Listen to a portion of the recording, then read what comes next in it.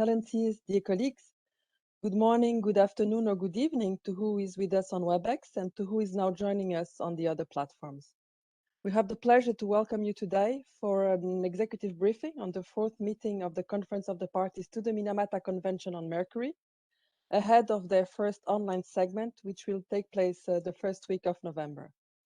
In the past months, the Secretariat of the Minamata Convention on Mercury and its stakeholders have been very active online in preparation of the Conference of the Parties and other subsidiary and technical bodies with the so-called Minamata Online series. In this context, briefings in preparation of the Conference of the Parties have already taken place. Our event today comes in complement to these sessions. We are honored to have with us today Her Excellency Ambassador Grata Verdaningtyas, the permanent representative of the Republic of Indonesia to the United Nations in Geneva, as the representative of the host country of the upcoming Conference of the Parties of the Minamata Convention. At this executive briefing, the Minamata Convention Secretariat will outline the items of the Conference of the Parties agenda to be considered during its online segment and provide an overview of some logistical aspects to be considered. Before I give the floor to the head of the Secretariat, let me just mention that the summary of this event, the presentations, as well as the key links and video will be available on the web page of the event. We are using the chat to share the links to some of the elements presenting during the event, and you can use the Q&A in case you have questions.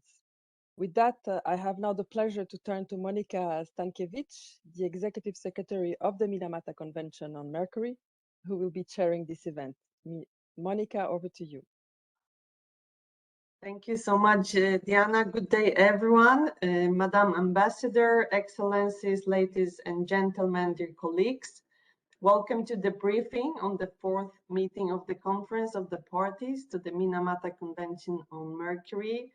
I'm really grateful to you, Diana and Jen, for hosting us today. It is quite an exceptional situation that our COP will be held in two parts. There will be an online segment held on 1st to 5th November this year, and the second segment, which is planned to be held in person in Bali, Indonesia on 21st to 25th of March next year.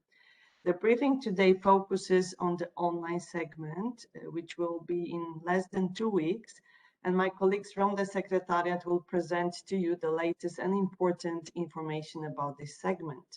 The online segment will be held at the time of important processes taking place. One such process I would like to highlight today is the aid replenishment of the Global Environment Facility, which is currently being shaped, including the GEF aid strategic directions, and the countries are soon to come up with their pledges to GEF.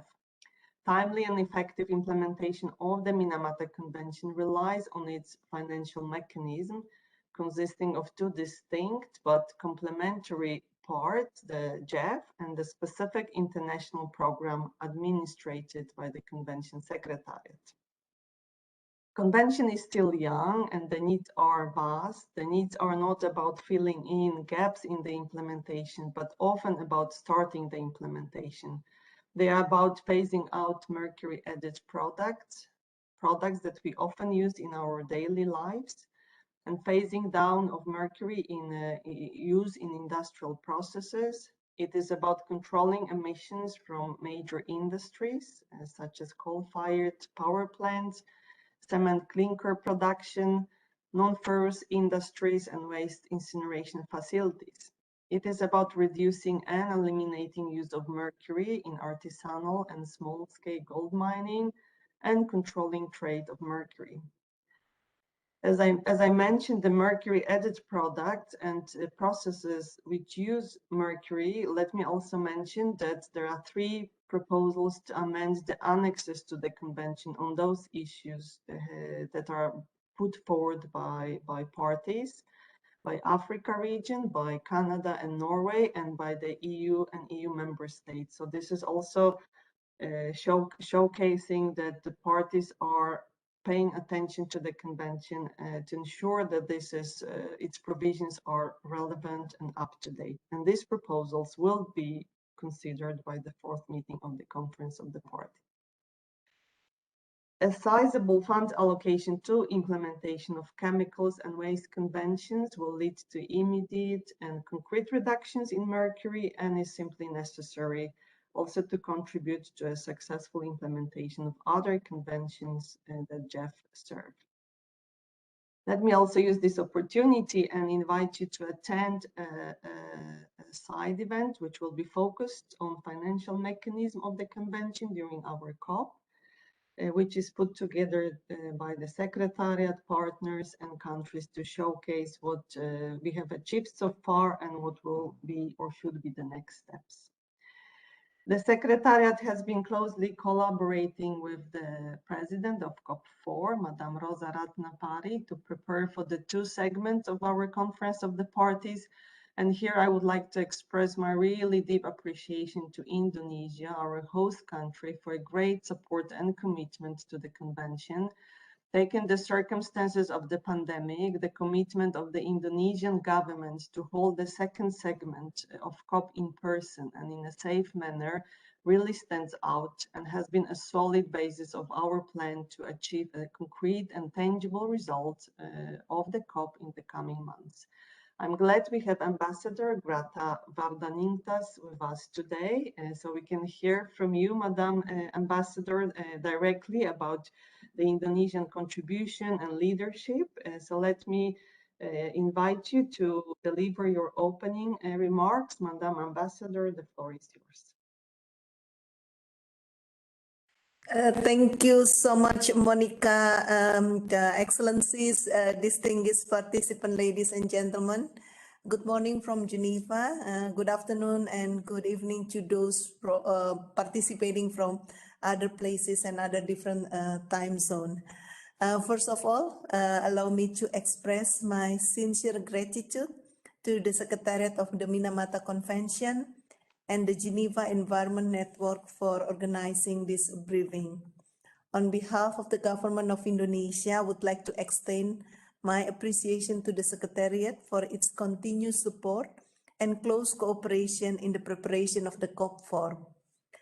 As you are aware, the purpose of this briefing is to give you an update on the preparation of the COP4 of the Minamata Convention on Mercury, particularly the online segment for COP4, which would like to call COP 4.1, which will be held from 1 to 5th of November 2021. Now, reflecting back to what happened at the COP3 in 2019, parties of the convention has approved Indonesia offer to host the COP4. At that time, none of us, predicted that such tremendous challenges of like COVID-19 pandemic would happen like happen today. And over the last 2 years, our preparation for COP4 have been facing many difficulties due to the pandemic. We have to frequently adjust logistical, budget, health and security arrangement, as well as, of course, the substantive matter related to the COP4. The government of Indonesia fully understands that being selected as the host is both a great honor and also a big responsibility. And therefore, despite numerous challenges related to the pandemic, we committed and always working really hard to remain creative and innovative to modify methods of organizing the COP4, of course, with the close coordination with the Secretariat.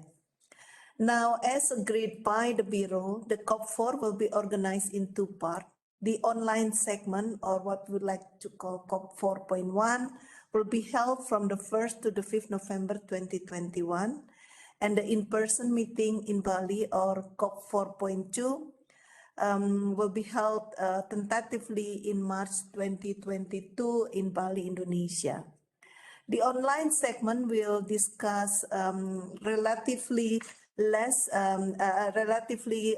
time-sensitive agenda items, which are program of work and budget, effectiveness of evaluation, national reporting, financial mechanism related to GIF aid replenishment, and date of the COP 4.2, the in-person meeting in Bali. We also propose a political declaration on combating illegal trade on mercury. Other substantive matters will be discussed in the in-person meeting. Now, although having a limited agenda item substantively, COP 4.1 is as important as COP 4.2 because COP 4.1 will be the basis of our big task of consensus on many substantive issues will be discussed in 2022. It is true that the virtual setting often causes some difficulty as different parts of the globe will have different internet speed and stability and have to work with the different time zone as well. In that regard, Indonesia, together with the other Bureau members and the Secretariat, work hard to ensure that COP 4.1 is conducted in a smooth and inclusive way. The Secretariat, for instance, organized several technical and consultative sessions to facilitate exchange of views prior to the COP 4.1. Ladies and gentlemen, while preparing for the meeting on November, at the same time, Indonesia also worked for the preparation of the in-person meeting next year. We realize that holding a large-scale in-person meeting in this current situation presents a daunting challenge. In that context, allow me to briefly share with you some of the positive developments regarding the COVID-19 situation in Indonesia. The vaccination rate has increased progressively.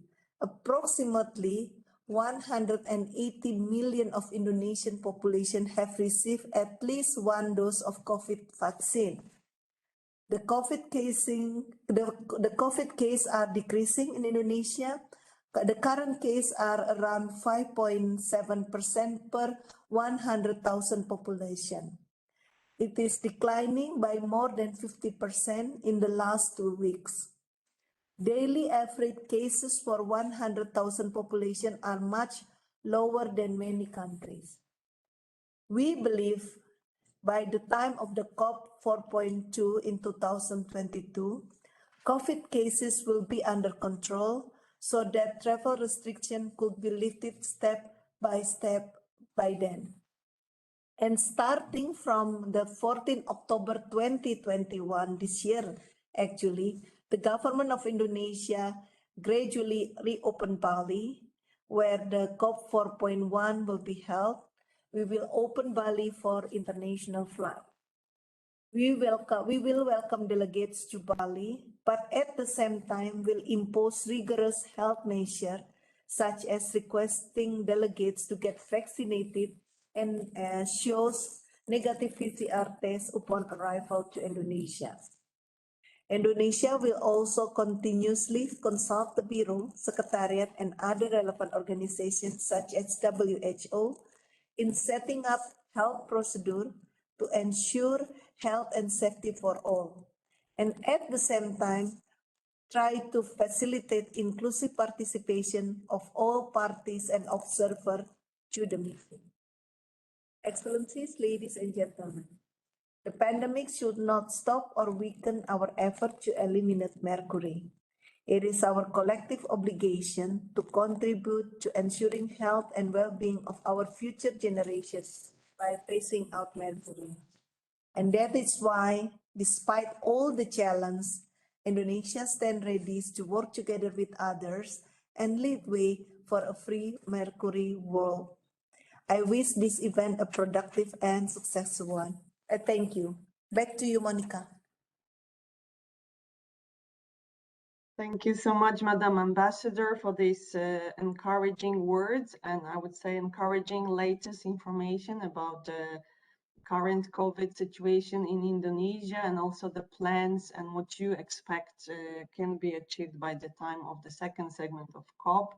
As I mentioned, we are really relying and leaning on the Indonesian leadership and the responsibility you have taken on you to host in-person segment, which, as we hear from our parties, they see is necessary really to achieve tangible progress.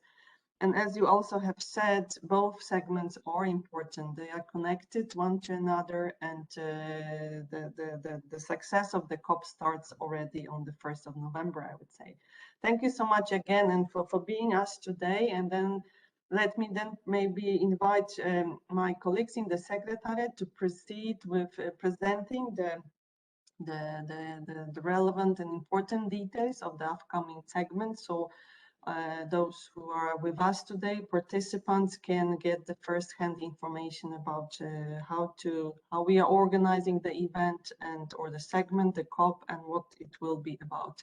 So I hand over to you, Anna, first. I believe you are first one to start. Thank you so much. Thank you very much, Monica. Good morning, good afternoon, good evening, Excellencies, ladies and gentlemen. As our Executive Secretary and Madam Ambassador mentioned, our COP4 will convene in two segments. The first segment to be conducted online from 1st to 5th November 2021, and the second one to be conducted in person tentatively in the first quarter of 2022 in Bali, Indonesia. Next one, please. And now we will focus on the presentation of this first segment, the COP 4.1. As for registration, the pre-registration process for COP 4.1 opened the 1st August. Focal points from governments and accredited organizations received an email containing an exclusive link through which they could pre-register their delegation. Designated speakers and viewers will receive their respective login credentials a few days before the start of the meeting. All pre-registered process for this online segment should have been completed by the 1st of October. As for today, we have received 705 nominated participants. Funding for internet access is also available upon request for developing countries and parties with economies included. Next one, please. We all know, as was outlined also by Madam Ambassador, that digital COP poses a challenge in terms of organization, connectivity, and accessibility. So we started long ago a process of gathering enough information from other NEA's experiences to ensure that our COP4 uses the best available practices in the UN context. The Secretariat has mapped the COP4 digital ecosystem. These are the 6 main platforms that we have implemented to cover all needs. As most of you may know, we have recently launched our new website. It is the central platform to promote COP4, official documents, schedule, regional meetings, news, side events, and other practical information. For registration, we have been using Chronos. It is a participant and management system developed by our CBD colleagues and widely used by other NEAs. The intranet is a safe space for making available conferencing papers and accessing the online meetings. Plenary sessions and regional meetings with interpretation will be conducted using Profile, and contact groups, side events, and other meetings will be run on WebEx. Finally, the Secretariat opened an online private forum for parties to submit comments and questions to the Secretariat. Next one, please. Close to the meeting, all accredited participants will receive an information package with access to the internet. As I mentioned, is a safe space for making available conferencing papers and other relevant meeting information. It has been developed by the VRF Secretariat and is automatically integrated with meeting platforms, keeping the same roles defined at the registration system. To access all COP4.1 online sessions, participants need to go to the internet, and from there they will be brought to the correspondent session. Just to mention that we have already launched the internet, and it has successfully used yesterday for our budget briefing session. Next one, please. Plenary sessions and regional meetings with interpretation will be conducted using Interprefy. For COP4, delegations will be granted up to 2 speakers roles, plus the viewers links for other delegation members. The other meetings, as mentioned before, will run on WebEx with no interpretation and no limitation of speakers. The Secretariat will offer training sessions before the COP, as we did for regional meetings, and all the information for participants, documents, and meeting agenda is already available on the convention's website and on the internet as well. Next one, please. Here you have some of the work that the Secretariat has been doing in preparation for COP4.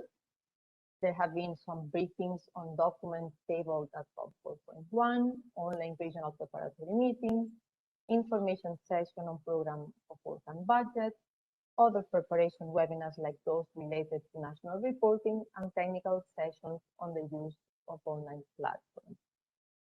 Following on the next one, please. For taking the floor during the online segments, 2 speakers per delegation will be allowed to take the floor. There will be also room for regional statements, and other statements from individual parties and observers will be posted on the internet. Next one. And finally, I would like to call your attention to the importance of submitting credentials. The process is set out here on the slide, and we look forward to receiving the credentials as soon as possible, and please no later than the 2nd of November when the COP started. I will hand it over now to my colleague Claudia Tenhaber, who will keep on the organization of work for COP 4.1. Thank you very much.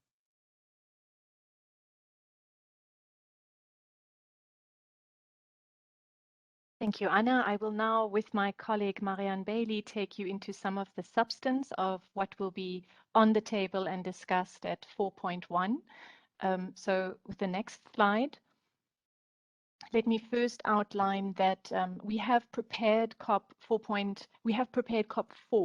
In other words, the documents that you are able to access now and the agenda that you will see is actually for the entire meeting, regardless that it convenes in 2 segments. However, step by step, we very clearly indicate, and I will show you in a moment where, the items that will be prioritized for consideration now at COP 4.1, as opposed to those items that will be tabled and considered at 4.2 in the first quarter of next year. So firstly, the Provisional Agenda, which is the document 1, outlines all of the items that COP4 will deliberate about. But it is in the annotated Provisional Agenda and also in the other document called Issues and Information that you will clearly see what is set up for the first meeting now in November, as opposed to the second part of the meeting later in early part of next year. Taking you to the next slide. If you'd like to access our documents right away, you might have already done so, but just to call your attention to where you can find all the documents and in fact all of the information for our COP. It is on our website. There's a dedicated page, and under decision making you will find COP4 and you will find all the information there, but we will take you through the pertinent parts right now. And under documents you will find all of the documents that we would be speaking to today. So next slide shows you that, as was outlined by the ambassador, the decision was taken to reduce the amount of items to speak about at COP 4.1, and in fact, and indeed, to prioritize the work on the program of work and budget, to also consider the exact dates of the resumed meeting, and then, as outlined by our executive secretary, to look at the 8th replenishment of the Global Environment Facility, to look at a portion of the agenda item on national reporting, and also to look at the documents that have been prepared and any other views coming forward on effectiveness evaluation. We will take you now through those in detail. I'd just like to highlight on this slide, thank you very much, that you will see that in our INF document 1, all of the documents that have been prepared for COP4 are listed and labeled. But if you go to our website, you will find a little annotation that we've put there in a bubble as 4.1 for all those documents that you would have to have with you for your preparation for the COP 4.1 from the 1st to the 5th of November. Next slide. This is a very important roadmap in time, so to speak, through COP 4.1, and will probably be the most important document to orientate yourself in terms of what will happen on which day. So let me pause here for a moment. You can also find this document on the very last page of the annotated agenda, and we have it displayed in the intranet and other such areas once you are formally in our digital ecosystem as set up and explained by Anna. But let me draw your attention to the fact that on Monday the 1st, the COP will open in plenary, and we'll first consider some organizational matters before turning to the core item of business for COP 4.1, namely the program of work and budget. After a short break, if I may have that slide back. Thank you. I will stay a moment on this slide. After a short break, 2 more agenda items will be opened, namely the consideration of the dates of the resumed session and also effectiveness evaluation. This will happen in plenary on Monday. On Wednesday, there will also be a plenary to look at national reporting and at the 8th replenishment of the GEF. And on Friday will be a plenary to consider all the work that has been achieved during that week and to close the meeting or the COP 4.1 and to adjourn, in fact, until we meet again for the second part. I'd also like to draw your attention to what will happen on Tuesday, Wednesday, and Thursday that's outside of the plenary, namely that it is expected that given the detailed work that is required for the program of work and budget considerations, that a contact group will be established and will convene, in fact, on that Tuesday and after the plenary on Wednesday and all of Thursday to complete its work on the draft decision that would be coming to the COP on Friday. Moving to the next slide. We have held detailed meetings and briefings on the budget. So here just 3 shorthand slides to orient you in that work. So next slide. Firstly, the key documents that have been prepared. The first one is document 424, which is the program of work and budget and the scenarios that have been requested by the COP to be prepared by the head of the secretariat.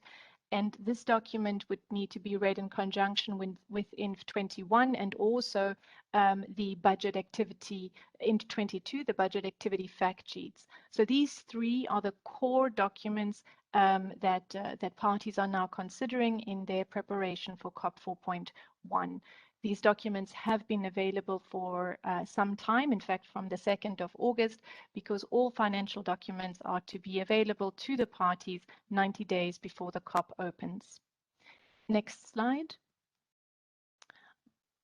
The process that is envisaged at COP 4.1 in terms of program of work and budget is that after the opening and presentation of all of the documents on Monday in plenary, the contact group would convene, as I outlined in the slide on the time, and this contact group would be for parties to consider the budget and the deliberations thereon.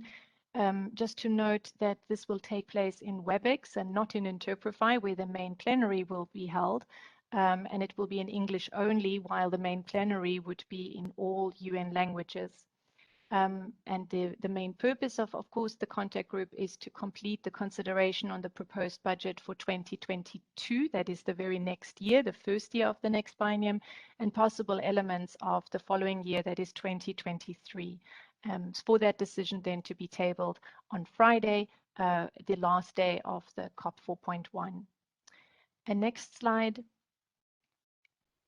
As mentioned, my colleagues have been briefing parties and others in detail about the program of work and budget documentation. And in fact, there was an in-depth session yesterday, an information session for parties.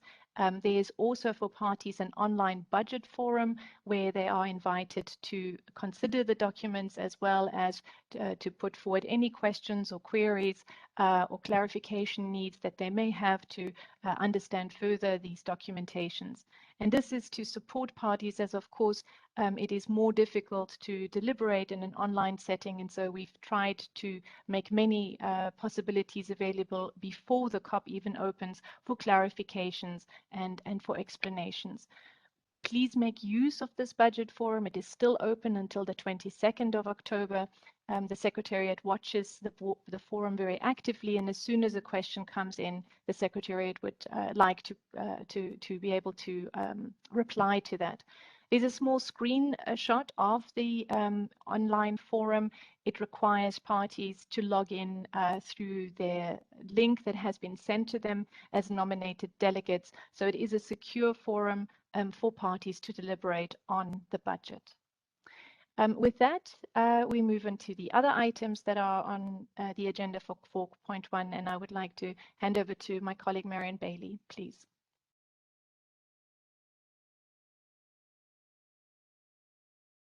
Thank you very much, Claudia, and thank you to Jen for organizing this event, and thank you to the participants.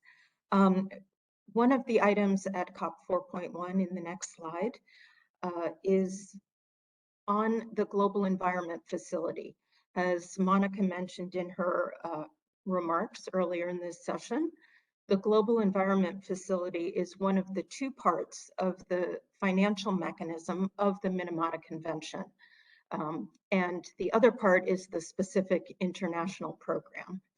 So the GEF, in its functioning as part of our financial mechanism, is responsive to guidance from our Conference of the Parties. And that guidance, you can see in the bottom left corner of your screen, is in document MC-1/5, and you can access that on our website.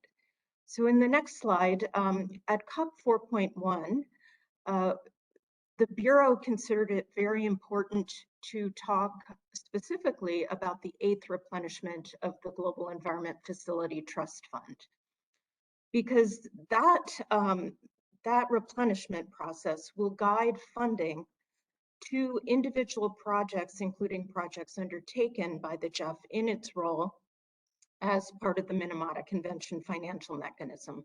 And that's pursuant to our Article 13 on financial resources and mechanism. So the Bureau considered it very important to discuss this at COP 4.1 because of the timeline of the replenishment negotiations. So GEF 8 will commence in July of 2022, and it will continue for 4 years until June of 2026.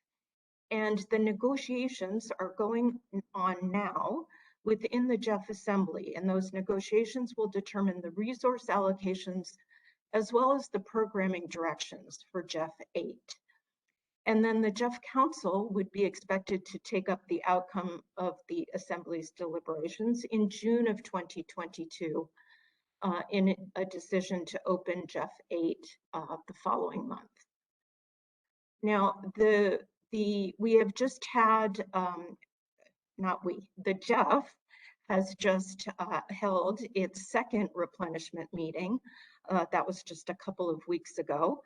And the third GEF 8 replenishment meeting will take place in early 2022. It'll either be in late January or early February. I don't think the dates have been nailed down just yet.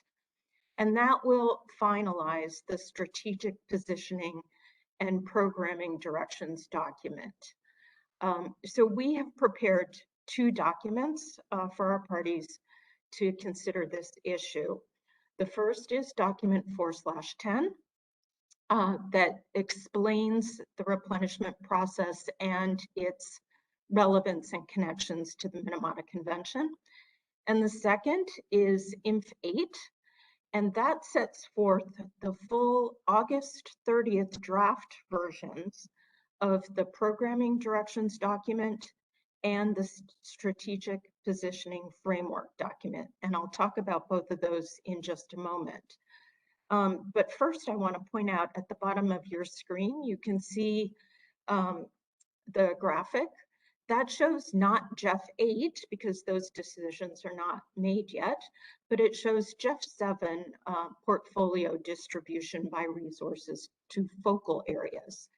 And so the bulk of the work under the Minamata Convention is done in the chemicals and waste focal area of the GEF.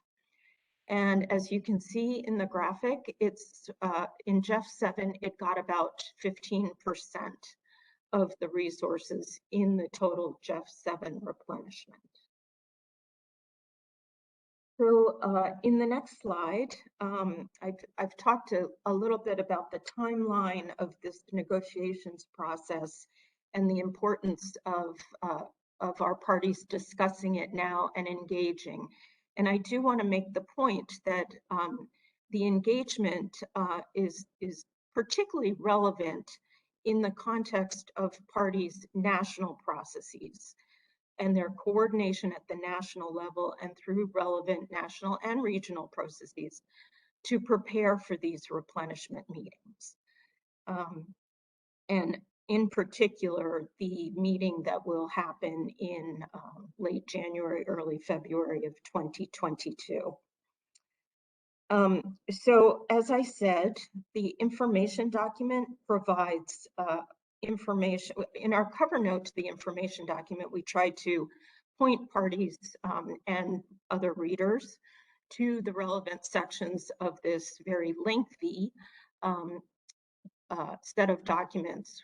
The first being the strategic positioning framework, which sets out really the architecture of JEF 8. And the second being the programming directions document. So the strategic positioning framework document, as you can see on this slide, sets out the architecture, which is a combination of focal area programming, and on the right-hand side, you see the chemical and waste focal area, and integrated programs. This is what the JEF is proposing for JEF 8, is this combination of focal areas and integrated programming. They have proposed 11 integrated programs, one of which is elimination of hazardous chemicals from supply chains. I highlight that one because it is, as currently drafted, the most relevant to the Minamata Convention work. But other of the integrated programs are also relevant and can be drawn upon to advance work of the Minamata Convention.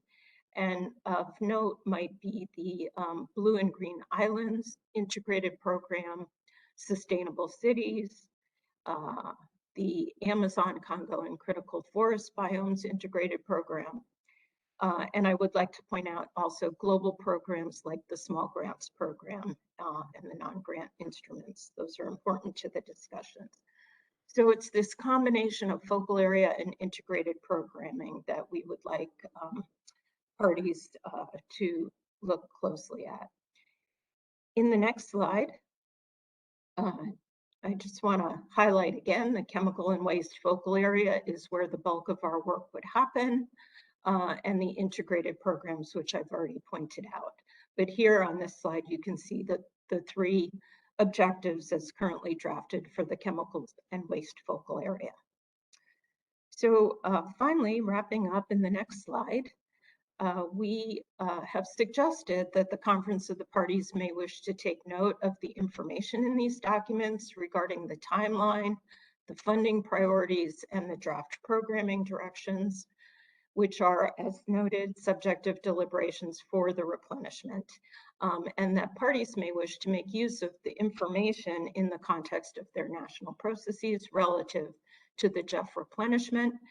And at COP 4.1, parties will be invited to take the opportunity to make statements on the replenishment, which will be captured in the report of the COP.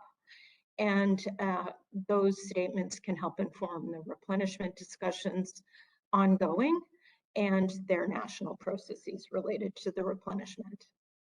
And with that, I would like to turn it back to my colleagues for further information. Thank you. Thank you. I'd like to take you through two more substantive issues that will be discussed at COP 4.1 before turning back to the room, of course, in case there are any questions that there might be. So the next slide. The other substantive item that will be opened at COP 4.1 is national reporting. This is item 4H. There are, in fact, a number of aspects under national reporting, but one is being prioritized for COP 4.1, namely the draft guidance that has been prepared by the secretariat. It's document 17. May I remind you that all parties are, of course, obliged to report on a regular basis on the pace and progress of implementation of the measures under the Minamata Convention. And all of this is partly in the convention text and also is decided as per COP1 decision in terms of the format and the questions. At COP3, the Conference of the Parties looked at all of this information and recognized the importance of complete and consistent national reporting, and therefore asked the Secretariat to provide a draft guidance in this regard to assist parties to complete their full reports, which are due at the end of this year. As there is now this split in the time that the COP can consider matters of national reporting, here for COP 4.1, the draft guidance is simply being raised to the attention of the convention parties for their use, because the decision also encouraged parties to use the draft guidance already on a provisional basis. However, the actual consideration of the draft guidance and possible adoption of the draft guidance would only happen at COP 4.2. And if I may take you to the next slide, just to outline that the full reporting format consists of 5 parts, some information on the party, and then part B is the bulk of the reporting format in that it contains 43 questions. But we also have part C, D, and E that provide opportunities for parties to also comment on challenges on the reporting format and on any other matter they wish to bring to the attention of the Secretariat and the COP vis-à-vis the articles that they are reporting on. And next slide. The draft guidance is set out in 3 sections. Firstly, to outline the reporting obligations, then to give an outline, an overview of the actual guidance, and then section 3 is really the meat of the sizable document on reporting guidance. And you will see here that each question, the first one being, does the party have any primary mines, Mercury mines operating within its territory? So after each question, there are some notes from the Secretariat on the question and the obligation, and thereafter a suggested response, a suggested approach in the response. Almost all questions start with yes and no, and then there's an answer tree underneath that. Just to highlight, of course, that this draft guidance is not a manual for implementation. It is merely there to support parties to put together all the information necessary for complete reporting on their implementation of the measures. And next slide. Just to call your attention to the fact that the online reporting system has been open since the 7th of September. All national focal points have been sent their login credentials to begin on national reporting, and we already see about 20% of parties have begun this, which is very good. The reports are due at the end of this year, so there's still a little bit of time, of course, and 43 questions do take some time. And so please, we are also in this forum just encouraging parties to enter the portal as soon as possible and to look in terms of all the information they may need to put together. We are very proud of the reporting record for the reports that were submitted at the end of December 2019. We have received 89% of the reports from parties, which is really phenomenal. And we hope, of course, that the full reports, which admittedly are more questions than the short reports, will though come very close to this reporting rate. And next slide, just to highlight that there are various specific sessions that have been prepared to support parties. There's a 4-part series on reporting, and then the dates are displayed here.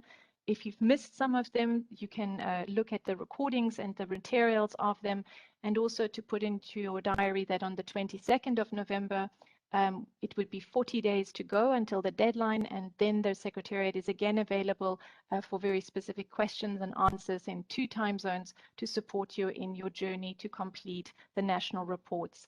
That's it for national reports, and we go to the next topic.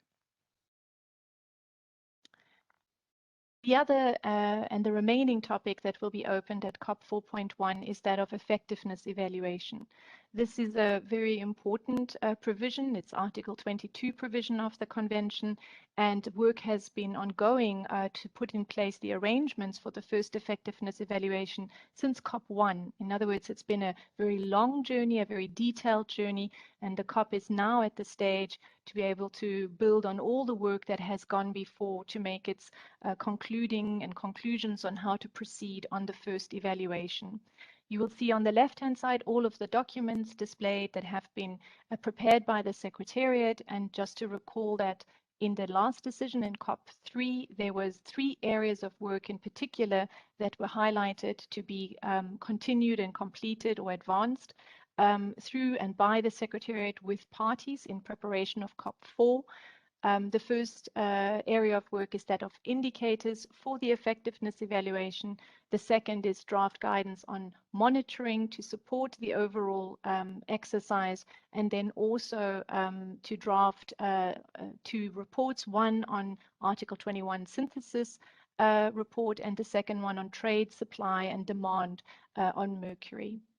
But let me take you to the next slide just to highlight all the work that has been conducted on indicators in this intersessional period and the documents where you will find all of that. It's all detailed in the documents, and we've had very detailed sessions on this. So I leave this slide with you just to peruse, but just to indicate that parties have done a lot of detailed work, listening to each other, putting forward interim submissions to understand better and to show better their views on different indicators. So we are quite impressed as a Secretariat with the amount of work that has happened intersessionally on this, and are quite hopeful that parties could come to a good conclusion on this as soon as possible at COP4. And let me take you to the other rather large area of work that has been happening intersessionally, namely the drafting exercise of a very sizable document, the draft guidance on monitoring Mercury and Mercury compounds to support the effectiveness evaluation. You see the documents displayed here that have been prepared in this regard, both in terms of a working document and an inf document. And just to say that as this is very detailed work and in some ways even a living document type of work, one of the supplementary papers will be completed as mentioned here in December, as more information is still coming forward. You will see here also that just like with the indicators approach, it was an iterative approach involving parties and taking them through a stepwise consideration here of the draft guidance and a number of events of commenting and adjusting. And all of this, for the next slide, takes us now to the matter that the COP will have to put all of these elements together and all the elements that have already been considered since COP1. And so in this document in table 5 is a good overview of everything that needs to be put in place, and also where the COP has completed its work or where it's still proceeding. And that should be a good landing page or start page from which the COP can consider its overall work. Let me also in the next slide just explain that the reason why this effectiveness evaluation is being opened, though not considered in detail at COP 4.1, is that in the interim, there has also been further consultations by parties on other items that remained unresolved at the end of the third COP, and that are not part of the intersessional work that I have just presented. And as these parties have made quite a concerted effort in this regard and would like to bring this good work to the attention of the Conference of the Parties, the process that has been put forward on the consideration of effectiveness evaluation for COP4 is that COP 4.1 will look at all of the documents that have been prepared by the Secretariat with parties, as well as invite any other information to come forward, including from this party-led process, but that actually the consideration of COP 4.2 it is at 4.2 that the actual consideration of the topic of effectiveness evaluation will begin in earnest. With that, these are all the substantive documents and items that you will have before 4.1 It sounds like a lot because it is a lot, but we have chiseled out with the guidance of the Bureau those items that need timiest attention this year before we can meet together in Bali next year. With that, thank you very much, and back to you.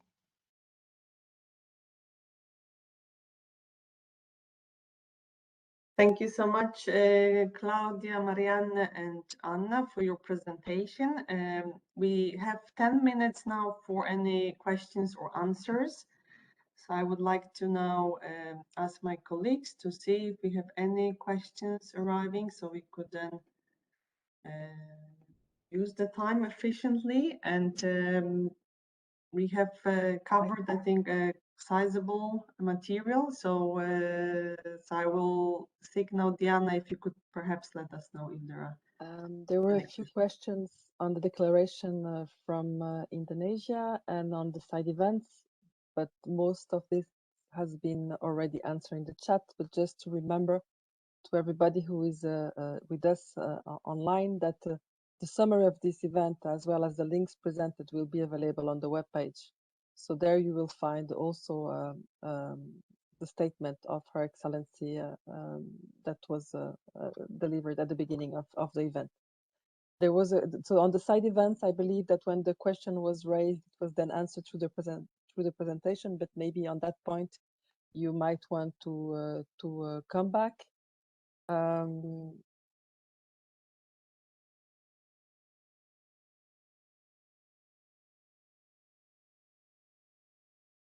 So the question concerns the application for the side events, when a decision will be made.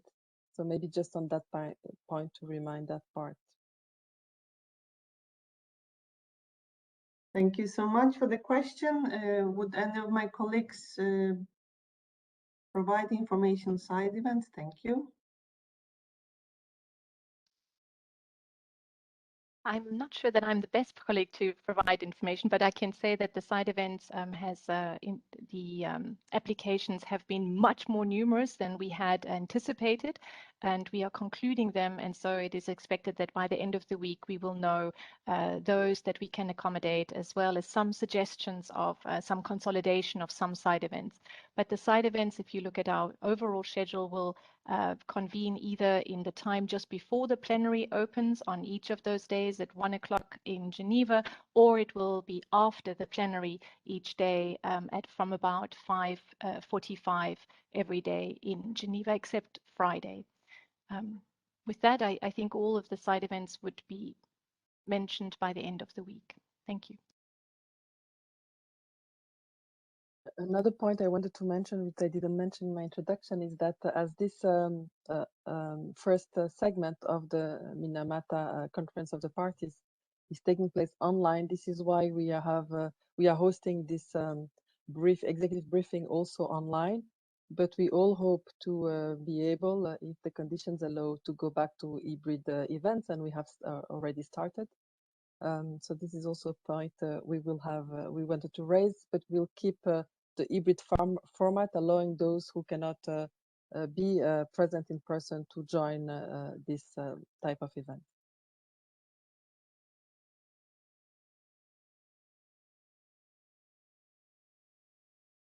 I think that, as always, also the presentation of your secretariat, Monica, was very detailed and complete. So I guess this is one of the reasons why our attendees don't have that many questions at this stage. Thank you, Diana. I can see one question about Napapon asking whether they could get the full version of the political declaration that Indonesia is preparing. I don't know whether we have any Indonesian participant or the member of the team of the Indonesian presidency to answer the question. I could perhaps a little bit inform you that indeed Indonesia has come up with initiative to prepare a political declaration on related to illegal trade, and this there is a initial idea and draft for this declaration that has been put forward through the bureau, so then parties could then consider it and to provide input. And this has been happening during the last few weeks, and we can expect that there will be more opportunities to contribute and to receive draft in the weeks to come, including at the upcoming segment of the Conference of the Parties. So I would just leave this with the message from my side, I think on behalf of Indonesia, that there will be opportunities to see it and to contribute for all parties who have an interest and are ready to join for the topic, which is quite important for the convention. So I would say with a little bit more time, more information will come. But I don't see any other questions than that, unless colleagues are receiving some additional questions. Monica, I have received Yeah. one, Okay, which is thank you. about opening statements and the possibility of NGOs to intervene. So just to explain, because we have a very limited time available, we have 2 times 2-hour sessions on Monday for plenary, 1 times 2-hour session on Tuesday, I beg your pardon, on Wednesday, and 2 times 2-hour sessions on Friday. And we've been asked to really keep to these sessions, also to respect that many parties and stakeholders are calling in from many different corners of the world. And in that regard, all parties are in fact also asked to only prepare their statement with regard to a regional voice. In other words, the President will call on regional statements during the opening of the convention meeting. But if there are other statements that you would like to put forward, including NGOs, please prepare them as written statements and we will make them available on the intranet. For time purposes, this is how we would have to do this now in the online setting. Of course, in the in-person setting later on, we may be able to be easier on this particular aspect. Thank you. That question was from Elena. We have also moved a colleague from the mission to the stage in case he wants to add something.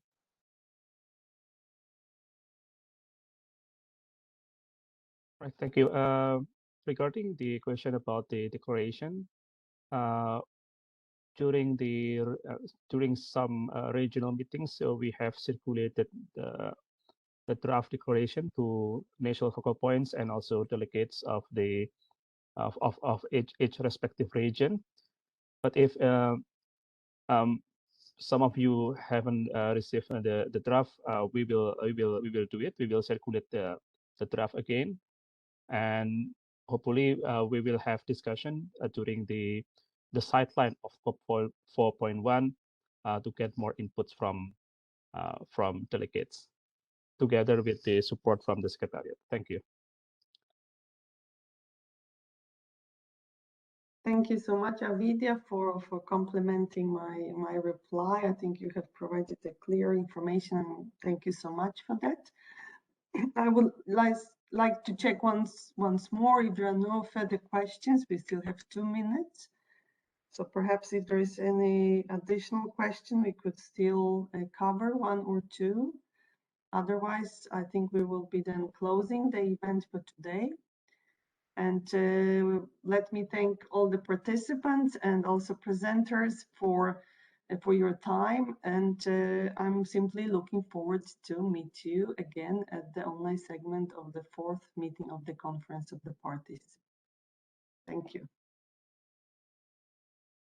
Thank you very much, Monica. Indeed, thank you all for joining today. And as mentioned earlier, the summary of this event, as well as all the documents presented, will be available on the webpage. And looking forward to meet you all on that occasion and on other occasions. Another conference of the parties coming very soon is the climate change conference conference of the parties, and we have a briefing schedule on the preparations of that conference on this Thursday. at 9:30 a.m. This event is taking place in an hybrid format at the Palais des Nations and online. I'm afraid that at the Palais des Nations we are already too many, so I encourage who hasn't yet registered to attend this briefing online. And we will also be busy soon with other topics. Ahead of the Cities Day, we will hold a session on nature-based solutions and cities, which is next Monday, and we hope to see many of our stakeholders also online on that occasion. With that, thank you all for the colleagues, the Minamata Secretariat. You are always excellent in providing details on your upcoming events, and it's always a pleasure to collaborate with you all. And good luck with the last days of preparation and with the online segment. Thank you.